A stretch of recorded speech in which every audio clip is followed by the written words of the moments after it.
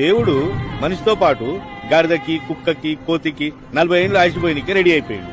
అప్పుడు కుక్క దేవుడా అసలే కుక్క బతుకు, రోడ్డు మీద తన్నులు తినుకుంటా బతకాలే, 40 ఏళ్ళు వద్దు, 20 ఏళ్ళు వాపస్ తీసుకో చాలు అన్నది. అప్పుడు దేవుడు ఓకే చేసిండు, కుక్క థ్యాంక్స్ చెప్పి. మరి గాడిద సేమ్ టు సేమ్ దేవుడా మూటలు మోసే గాడిద బతుకు 40 ఏళ్ళు అవసరమా అన్నది. 20 ఏళ్ళు వాపస్ తీసుకో అన్నది. దానికి దేవుడు ఓకే చేసిండు, గాడిద థ్యాంక్స్ చెప్పి. ఎంబడే కోతి ఓ మై గాడ్ చెట్ల మీద పుట్ల మీద 40 ఏళ్ళు కోతి బతుకు నాకెందుకు, 20 ఏళ్ళు చాలు అన్నది. దానికి దేవుడు ఓకే చేసిండు, కోతి కూడా థ్యాంక్స్ చెప్పి. ఇక ఈ మనిషిగాడు ఉన్నాడు కదా, నువ్వు ఇచ్చిన ఈ 40 ఏళ్ళు ఏం సరిపోతాయి, దేవుడా నా కూటా పెంచని కాళ్ళు విసుకుడు మొదలు పెట్టిండు. ఈ కాలు విసుకుడు తట్టుకోలేక దేవుడు ఏం చేసిండు, గాడిద 20 ఏళ్ళు, కుక్క 20 ఏళ్ళు, కోతి 20 ఏళ్ళు, మొత్తం 60 ఏళ్ళు, 100 ఏళ్ళు పోసి మనిషిని భూమి మీద దించిండు. అప్పుడు మనిషి థ్యాంక్స్ చెప్పిండు. 40 ఏళ్ళు మనిషి లెక్కనే బతికిండు. దా తర్వాత 40 నుంచి 60 కుటుంబ బరువు, పెళ్ళాన్ని పోషించాలి, పిల్లలను పోషించాలి, పిల్లలను స్కూల్లో దించాలి, తీసుకురావాలి, బరువులు బాధ్యతలు, అంతా గాడిద బతుకు.